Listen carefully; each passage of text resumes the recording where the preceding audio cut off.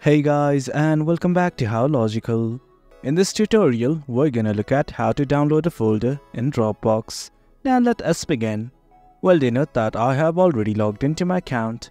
In case you have not to log in, it is quite easy. If you don't know how to log in, we have created a video regarding that as well. Now let's simply look at how to download a folder. Let's just say I want to download this folder right here. Well, here's how you can do it. At the top right of each of these folders, once you hover over it, you will see these three dots, that is more options. Simply click on it and then you will be provided few options like this. And right here you can see a button like this that says download.